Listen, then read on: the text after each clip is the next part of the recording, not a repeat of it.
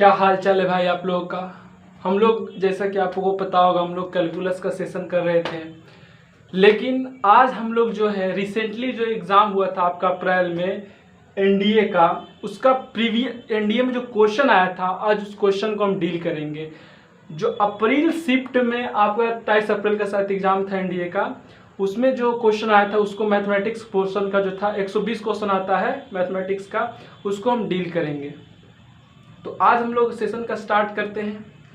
उम्मीद आप लोग अच्छे होंगे। आप लोगों का स्वागत है। चलिए पहला क्वेश्चन देखिए।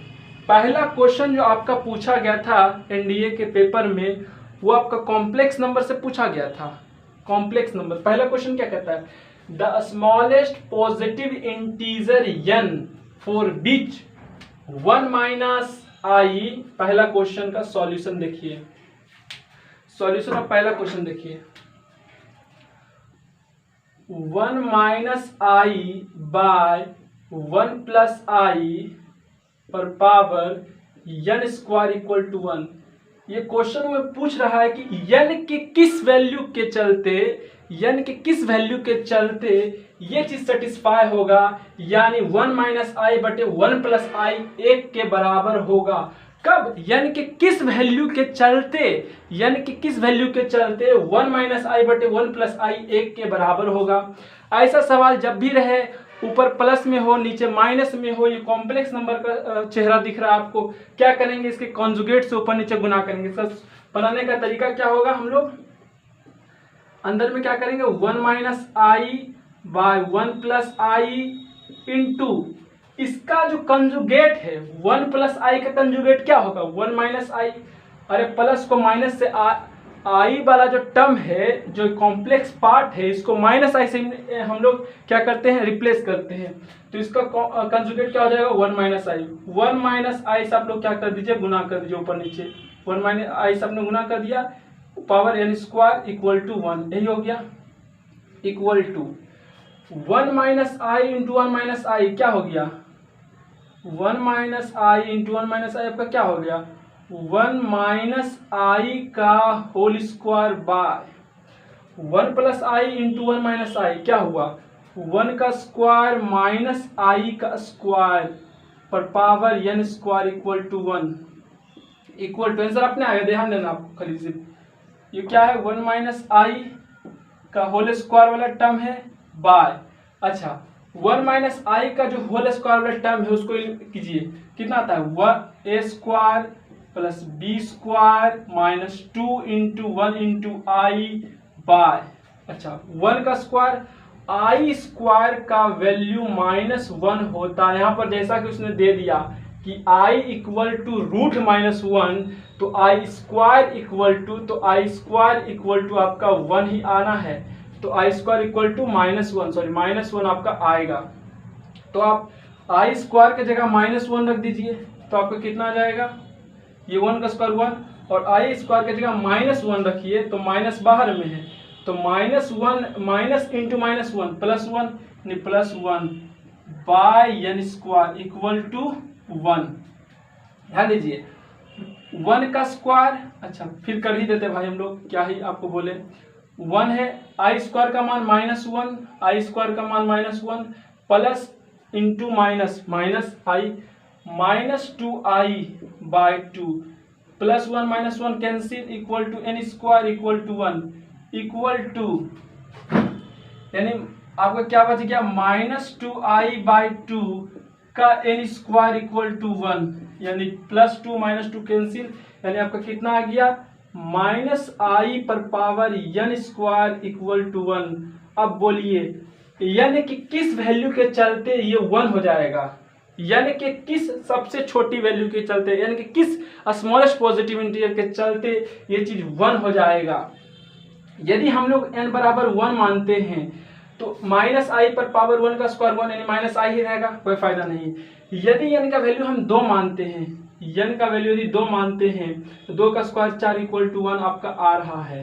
कैसे आ रहा भाई, -i into -i into -i into -i, minus plus i square का मान -1 माइनस प्लस आई स्क्वायर का मान -1 -1 -1 +1। तो इसके किस वैल्यू के चलते सेटिस्फाई हुआ, तो n के 2 वैल्यू जब रखें यानी n इक्वल टू 2 रखें तब ये चीज सेटिस्फाई हुआ, तब -i 1 के बराबर हुआ। कब, जब n का वैल्यू हम 2 रखें, जब n का वैल्यू 2 रखे तो ऊपर स्क्वायर कर दिया, यानी -i जो था उस पर पावर 4 कर दिया, और -i पर पावर 4 जो है वो 1 होता है। कैसे होता है हमने लिख दिया, -i पर पावर 4, इसकी ये मतलब हो कि -i 4 और गुना है, और minus minus plus, minus minus plus, i square का -1 और आई स्क्वायर का माइनस माइनस प्लस। तो इसका आंसर जो होगा, जो उसने बोला कि smallest positive integer n for which, तो यानी कि किस स्मॉलेस्ट पॉजिटिव इंटीजर के चलते, तो n इक्वल टू 2 इसका क्या हो जाएगा, आंसर हो जाएगा। यही सबसे छोटा पॉजिटिव इंटीजर है जिसके चलते वो सेटिस्फाई किया। आप पहला क्वेश्चन समझ गए होंगे, उम्मीद आप समझ गए होंगे, बहुत सही। आगे देखिए, समझ गए, क्वेश्चन नंबर दूसरा।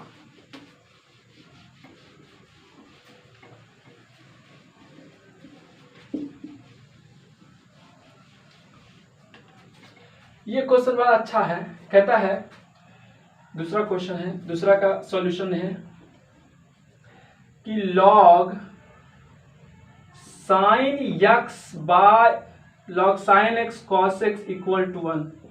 इसे क्या पढ़ेंगे, log sin x है और इसका बेस cos x है। फिर से देखना है, log sin x है, उसका बेस cos x है, इसका बेस cos x है, ठीक ना, इक्वल टू 1। तो ये बहुत आसान क्वेश्चन था आपका है, और कहता है x का जो वैल्यू आएगा वो 0 से बड़ा आएगा और 90 से छोटा आएगा, यानी 0 और 90 के बीच में लाई करेगा। अच्छा, sin x log sin x to the base, इसको क्या पढ़ेंगे, log sin x to the base cos x, log sin x to the base cos x equal to 1। इससे क्या मतलब हुआ, इसको हम ऐसे लिख सकते हैं, sin x equal to cos x पर पावर 1। ऐसा लिख सकता हम, ऐसा लिख सकते हैं हम लोग, बिल्कुल लिख सकते हैं। कैसे भाई, अरे भाई कहीं पर पावर यदि a पर पावर यदि आप m रहता था, a पर पावर यदि n रहता था, ये समझा रहे आपको, यदि a पर power m equal to n था तो हम लोग क्या लिखते थे, m equal to log n to the base a लिखते थे। n a पर पावर m यदि n है, a पर पावर n यदि n है तो m इक्वल टू हम लोग log n to the base a लिखते थे, ठीक है। तो वही यहाँ पर हुआ, जो यहाँ जो log का जो मेन जो है सब्स्टिट्यूट, यानी log जो n है वो देखिए, तो n जो है, ये वाला जो चीज नीचे वाला जो है, जब नीचे वाला इधर जाता है तो ये नीचे वाला जो आपका है वो बेस बन जाता है और m जो है पावर बन जाता है। तो यहाँ पर भी कुछ ऐसा ही हुआ, हमने यहाँ पर समझा दिया, a पर पावर n यदि a पर पावर m यदि n है तो m equal to log n to the base a होता है। उसी प्रकार से यदि sin x equal to cos x पर पावर 1 है, इसके ये मतलब हुआ कि 1 equal to log sin x to the base cos x होगा। यहाँ तक समझ गया, बहुत आसान था। sin x equal to cos x लिख सकते हैं, cos x को एक बार मल्टीप्लाई कीजिए, cos x आएगा, sin x by cos x equal to 1 लिख सकते हैं भाई, बिल्कुल लिख सकते हैं। sin x अपन cos x कितना होता है, 10x इक्वल टू 1, ठीक है।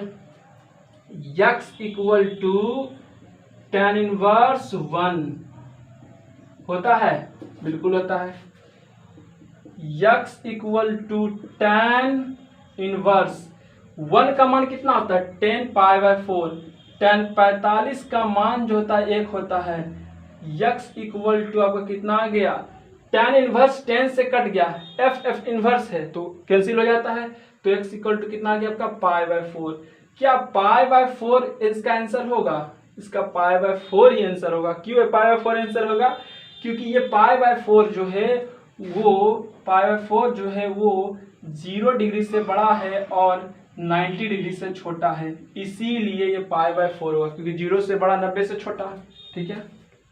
क्वेश्चन नंबर आपने 2 देख लिया, उम्मीद आप समझ गए होंगे बहुत अच्छी से। चलिए अगला क्वेश्चन देखिए।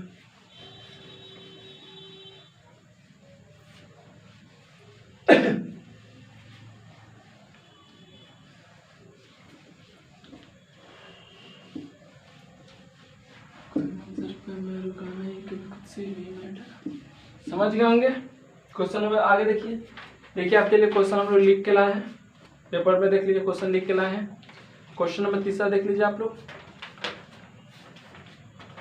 क्वेश्चन नंबर तीसरा डिटरमिनेंट से है। क्वेश्चन नंबर थर्ड कहता है कि यदि ये ट्रायंगल जो है, ये ट्रायंगल का साइन है भाई, ये ट्रायंगल यदि आपका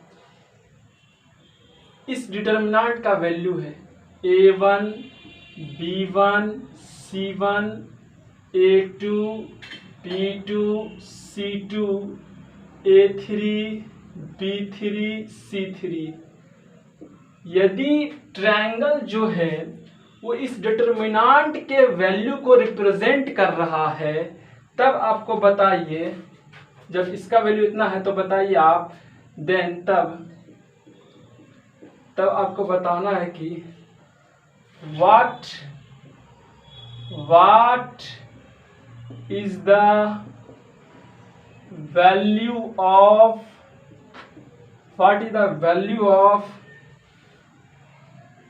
PA1 PA2 PA3 B1 B2 B3 QC1 QC2 QC3, इसका वैल्यू बताइए। बहुत आसान सवाल है, ध्यान दीजिए। उसने इसका वैल्यू जो था इस determinant a1 b1 c1 a2 b2 c2 a3 b3 c3, इस डिटरमिनेंट का वैल्यू उसने ट्रायंगल दिया है कि इसका जो डिटरमिनेंट का वैल्यू अगर ट्रायंगल के बराबर हो तो बताइए उसका क्या होगा। देखिए पहले उसने क्या दिया, PA1 PA2 PA3 B1 B2 B3 QC1 QC2 QC3, ठीक है, यही है। आप ये पढ़े हैं, आप ये डिटरमिनेंट के प्रॉपर्टीज में पढ़े हैं कि डिटरमिनेंट का जो कॉमन लेते हैं वो किसी एक कंप्लीट रो से लेते हैं या एक कंप्लीट कॉलम से लेते हैं। डिटरमिनेंट का कॉमन ये नहीं कि पूरा में जो गुना होगा वो इसी से लेंगे, ऐसा बात नहीं है। ये डिटरमिनेंट का प्रॉपर्टी में पढ़िएगा कि डिटरमिनेंट का जो कॉमन है वो किसी एक कॉलम से लेते हैं या किसी एक रो से लेते हैं। तो यहाँ पर PPP पहला नंबर जो कॉलम है, फर्स्ट कॉलम जो है इस डिटरमिनेंट का, उसमें PP मल्टीप्लाई है, सेम है, तो P जो है इसका एक कॉमन हो जाएगा P, ठीक है। फिर तीसरा कॉलम में हमने आया तो तीसरा कॉलम में हमने बात किया कि Q भी जो है वो भी इसमें मौजूद है, तीनों सेम है। तो हम क्या बोले थे, डिटरमिनेंट का कॉलम, डिटरमिनेंट का जो कॉमन होता है, जो साधारण चीज होता है, वो किसी एक कंप्लीट रो से लेते हैं या एक कंप्लीट कॉलम से लेते हैं। तो पहला नंबर कॉलम में हमें P मिल गया तो P ले लिया, और तीसरा नंबर कॉलम में Q मिल गया तो P इंटू Q हो गया कॉमन। तो आपके यहाँ पर क्या बचा, PA1 A2 A3 B1 B2 B3 C1। अच्छा, कॉलम नंबर 3 से हम लोगों ने Q कॉमन लिया तो यहाँ पर रिमेनिंग क्या बचा, C1 C2 C3, ठीक है, यानी इक्वल टू इसके बराबर कितना आ गया, PQ। अच्छा, इसका वैल्यू आपको दिया हुआ है A1 B1 C1 A2 B2 C2 A3 B3 C3, yes, हाँ, इसका वैल्यू दिया हुआ, इसका वैल्यू तो ही तो ट्रायंगल तो है, तो इसको लिख सकते हैं PQ इंटू ट्रायंगल। यही इसका आंसर हो गया, यही क्या हो गया, इसका आंसर हो गया। आप ऑप्शन मिला लीजिएगा, लेकिन यही आंसर होगा, हमने समझा दिया आपको, तो आप समझ गए होंगे, बहुत अच्छी बात है। चलिए फिर 5वां नंबर सवाल पर चलते हैं, इसको मिटा देते भाई। 5 नंबर क्वेश्चन पर चलते हैं, आप इसको लिख लीजिए।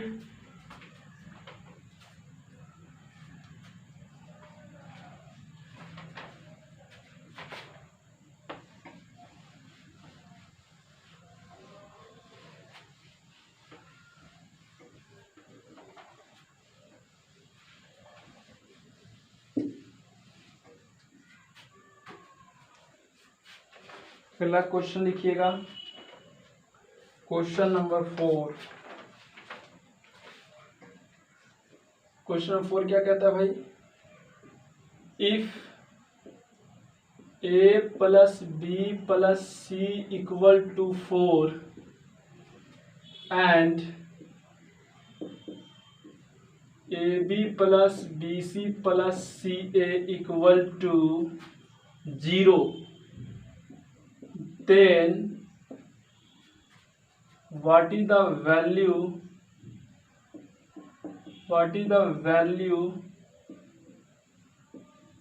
of the determinant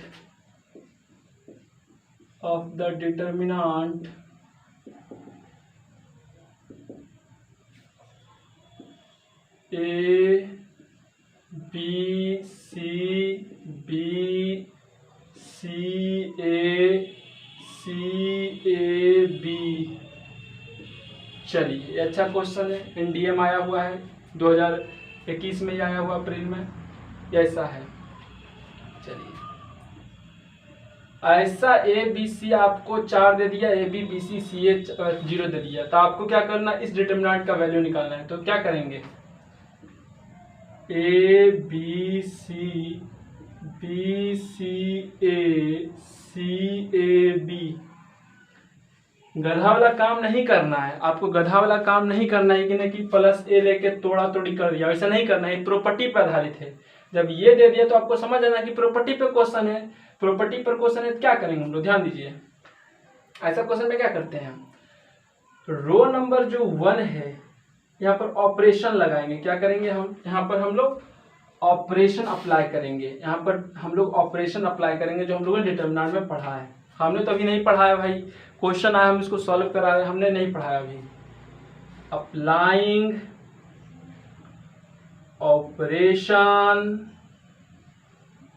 ऑपरेशन आपको अप्लाई करना है। कौन सा, रो नंबर 1 जो है, ये वाला रो जो है, रो नंबर 1 जो है, इसमें क्या करते हैं हम लोग, रो 1 प्लस रो 2 प्लस रो 3 कर देते हैं। रो नंबर 1 में हम लोग क्या कर रहे हैं, इंटरचेंज कर रहे हैं। कैसा इंटरचेंज कर रहे हैं भाई, रो 1 रो 2 रो 3 को हम लोग क्या कर रहे हैं, प्लस कर रहे हैं, एडिशन कर रहे हैं। तो क्या आ जाएगा, ये रो है ए plus B plus c, A plus B plus सी, ये आपका रो 1 में इंटरचेंज हुआ। दूसरा में क्या होगा, बी प्लस सी प्लस ए, बी प्लस सी प्लस ए, ये ए प्लस बी प्लस सी ही है, आपको घबराना नहीं है। रो नंबर 3 में हम लोग क्या, सॉरी हमने रो नंबर 1 में क्या कर दिया, row number 1 plus row number 2 plus row number 3, C A plus B, ये कर दिया। बी बचा कौन, सी ए बी, ये हो गया आपका। आगे देखिए, इक्वल टू डिटरमिनेंट का कॉमन कोई कंप्लीट कॉलम से आता है या कंप्लीट रो से आता है। तो यहाँ पर पहला नंबर जो रो है उससे कॉमन आ रहा है। क्या कॉमन आ रहा है, ए प्लस बी प्लस सी कॉमन आ रहा है, ले लिया कॉमन। क्या आपके बच गया, 1 B C 1 C A 1 A B, ये आ गया आपका। यही आना था भाई, पता था हमको पहले से पता था यही आना है। चलिए फिर क्या करेंगे, ऑपरेशन, ये आ गया कॉमन, आ गया। फिर ऑपरेशन लगेंगे। देखिए डिटरमिनेंट में जब आप प्रॉपर्टी लगा के वैल्यू निकाल रहे हैं, डिटरमिनेंट में जब आप प्रॉपर्टी लगा के वैल्यू निकाल रहे हैं तो कोशिश आपका यह होना चाहिए कि कोई कंप्लीट रो को 0 कर दें या कंप्लीट कॉलम को 0 कर दें। यदि इसमें आपने सक्सेस कर लिया तो आपका डिटरमिनेंट का वैल्यू चुटकी में निकल जाएगा। क्या करेंगे, 0 करेंगे। तो 0 क्या करेंगे, 1 - 1 कर देंगे तो यहाँ 0 आ जाएगा, 1 - 1 कर देंगे तो यहाँ 0 आ जाएगा। यानी फिर प्रॉपर्टी अप्लाई करेंगे, अगेन अप्लाइंग ऑपरेशन, फिर हम लोग क्या करते हैं, ऑपरेशन लगा देते हैं। कैसा ऑपरेशन भाई, C1 में इंटरचेंज करना है। कैसा, C1 - C2 एंड C2 में इंटरचेंज करना है। कैसा भाई, C2 - C3 equal to A plus B plus C, 1 - 1 0, B - C - A। अच्छा, कॉलम नंबर 1 में कर रहे हैं, यानी ये वाला कॉलम तीनों में होगा। इन्हें कि 1 - 1 0 करके अब B C उतार दिया। गधा वाला काम नहीं करना है, ऐसा काम नहीं करना है, समझे भाई, आपके भलाई के लिए बोला जा रहा है। अब C2 में क्या करना है, तो C2 माइनस C3, 1 माइनस 1 0, फिर कॉलम है C minus A minus B आ गया, फिर 1 AB। हमने डिटर्मिनेंट के पहले रो में 2 जीरो लाना हमने सक्सेस कर लिया, एक बचा है। अच्छा, equal to A plus B plus C, ठीक है। अच्छा ध्यान दीजिए बात पर, 0 0 प्लस, ठीक है। तो कैसे डिटरमिनेंट का वैल्यू लेते थे, पहले 0 लिया, ये खत्म गुना कर दिया, फिर माइनस लगाया, प्लस माइनस अल्टरनेट चलता है ना भाई, प्लस माइनस प्लस, तो प्लस यहाँ, फिर माइनस यहाँ, फिर प्लस यहाँ, फिर प्लस 1 यहाँ लिया।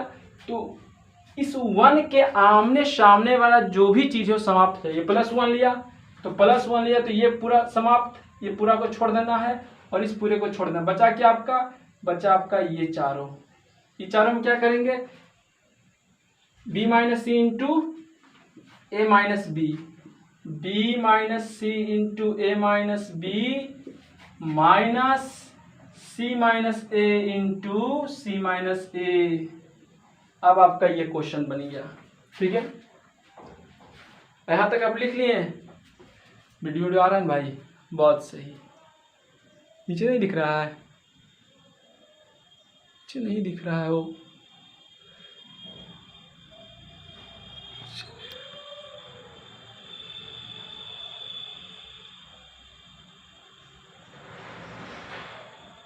नीचे दिख रहा होगा भाई, अब बहुत बढ़िया। चलिए,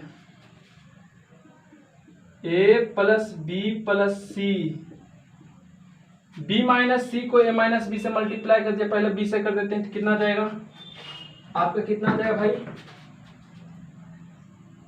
ए b minus b square minus a c minus minus plus b c minus a का होल स्क्वायर कर दीजिए, c square minus a square plus 2ac, कितना आ गया फाइनली आपका भाई, a plus B plus c into a b plus b c minus a c plus 2ac plus a c, यह आ गया आपका, ठीक है। अब यहां पर क्या करते हैं हम लोग, माइनस फिर कॉमन लिया, तो क्या आ गया आपका, a square plus B square plus c square, यही आएगा आपका, देख लेना अच्छा से, हमने बता दिया। यहां तक को लिखने होंगे, लिख लीजिए भाई, मिटाना पड़ेगा हमको थोड़ा यहां से।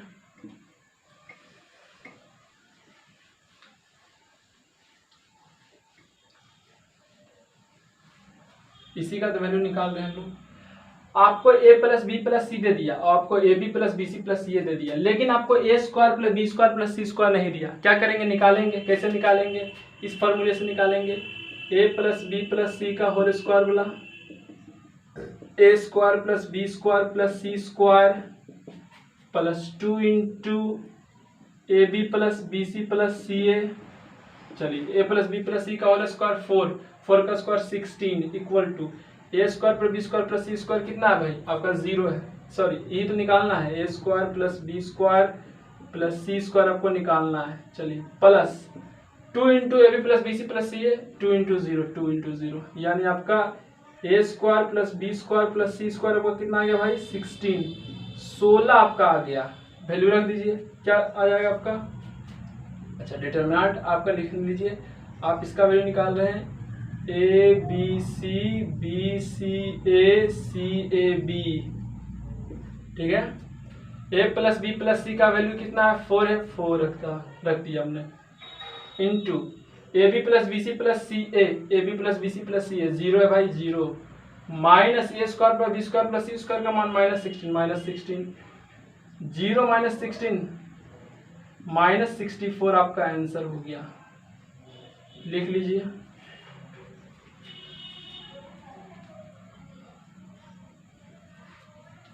-64 इज योर आंसर।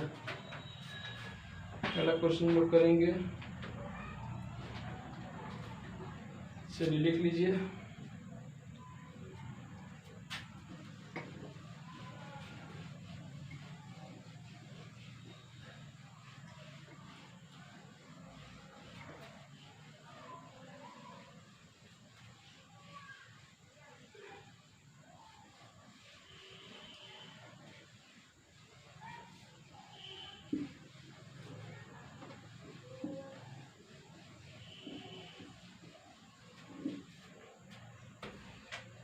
अगला क्वेश्चन बहुत इंपॉर्टेंट भी है, 5 नंबर।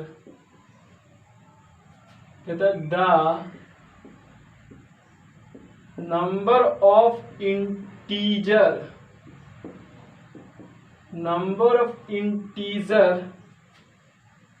वैल्यू, इंटीजर वैल्यू का संख्या आपको बताना है ऑफ के ऑफ के फॉर बीच मार्कर चेंज कर देते हैं, 1 मिनट, साफ से नहीं लिख रहे, नहीं कोई बात नहीं, मिटा देते हैं, फिर से लिख देते क्वेश्चन को।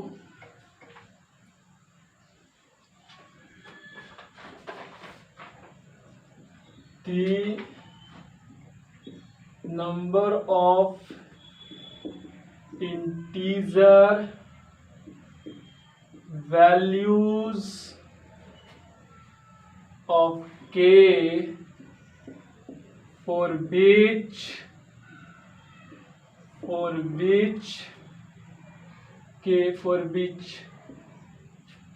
the equation, इसके लिए इक्वेशन जो है वो 2 sin x equal to 2k plus 1 has a solution is, कहता है, ध्यान से पढ़ने सवाल को, कहता है ये जो इक्वेशन आपका है 2 sin x equal to 2k plus 1, कहता है k के कितने वैल्यू के लिए, k के कितना वैल्यू सा होगा, 10 को होगा, 20 को होगा, 2 को होगा, 3 को, कितना k का वैल्यू होगा जिसके लिए इक्वेशन सेटिस्फाई होगा, k का वो कितना वैल्यू होगा जिसके लिए इक्वेशन सेटिस्फाई होगा। इट मीन्स कि LHS RHS के बराबर आ जाएगा। k का कितना सा वैल्यू होगा, क्या वो वैल्यू होगा, ठीक है। चलिए सॉल्व करते हैं हम लोग, क्या करते हैं हम लोग, सॉल्व करते हैं। सबसे पहले लिखिए इक्वेशन को, गिवन जो इक्वेशन उसको लिखने का कोशिश कीजिए। 2 sin x equal to 2k plus 1। चलिए k का वैल्यू हमने जब 0 लिया, ऑप्शन से, ये सब क्वेश्चन जो था ना ऑप्शन देख के मारा जाता है, हम बता रहे थे। k का वैल्यू जब 0 लिया तो आपका कितना आ गया, 2 sin x equal to 2 into 0 plus 1, यानी sin x इक्वल टू आपको कितना आ गया, हाफ आ गया। तो x के π/6 जो होता है, यानी साइन 30 डिग्री का मान हाफ होता है, तो ये सेटिस्फाई हो रहा है, सेटिस्फाई हो रहा है। यदि साइन इसका मान हम 2 लेते हैं, इसका मान यदि हम 0 लिया, 1 लेते हैं, इसका मान क्या लेते हैं, 1 लेते हैं, तो 1 पर क्या होगा, 2 प्लस 1 3, और तो साइन x कितना आपका आ जाएगा, साइन x इक्वल टू 3/2 आ जाएगा आपका, यानी 1.5 आ जाएगा। ये संभव है, नहीं है, क्योंकि साइन का मैक्सिमम वैल्यू 1 होता है और मिनिमम वैल्यू -1 होता है, ये हमेशा याद आपको रखना है, ठीक है ना। तो ये संभव नहीं है, नॉट पॉसिबल। x का वैल्यू यदि हम, k का वैल्यू यदि हम लोग -1 रखते हैं, तो 2 sin x equal to -2 plus 1, यानी 2 sin x इक्वल टू -1, यानी sine x equal to -half, ठीक है। Sine x equal to -half होगा, बिल्कुल होगा भाई। साइन x इक्वल टू, यदि आप साइन -π/6 ले लें तो ये तो सेटिस्फाई हो रहा है, यानी -30 डिग्री पर जो है -हाफ आ रहा है। अब 1 रखा तो नहीं आया, 2 रखा तो तब और नहीं आएगा, क्योंकि वहां पर जब साइन x का वैल्यू आ रहा है वो 1 से ज़्यादा आ रहा है, इसीलिए नहीं सेटिस्फाई कर रहा है। तो इसका k का कौन वैल्यू यहाँ पे सेटिस्फाई कर रहा है, एक कर रहा है 0, एक कर रहा है -1। तो k के कितने वैल्यू के लिए k का कितना सा इंटीजर के चलते ये इक्वेशन का सॉल्यूशन होगा, ये सेटिस्फाई होगा, तो 2। तो आंसर कितना आ जाएगा, number of number of integral value is 2। Integral value का जो नंबर होगा वो 2 होगा। समझ गए? अगला क्वेश्चन लिखा जाए। अगला क्वेश्चन लिखा जाए भाई, आंसर इसका 2 आ रहा है। अगला क्वेश्चन लिखा जाए, क्या बोलते हैं? चलिए लिख लेते हैं हम लोग। इसका अगला वैल्यू लिखते हैं।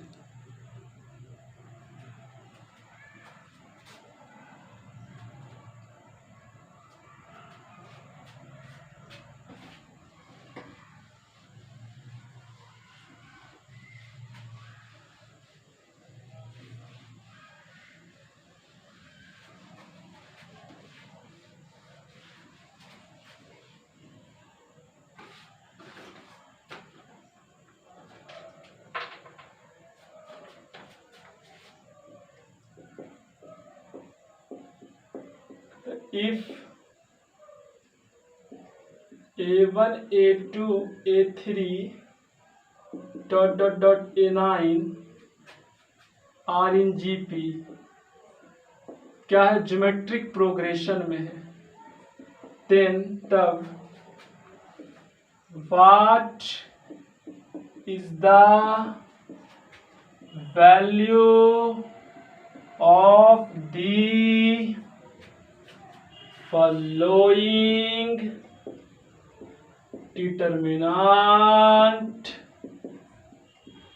determinant is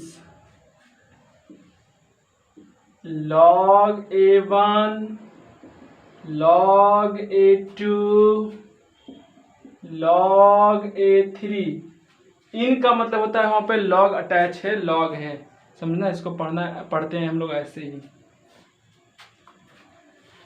log A4, log A5, log A6, log A7, log A8, log A9 ऐसा लिखा हो। समझ गए आप लोग?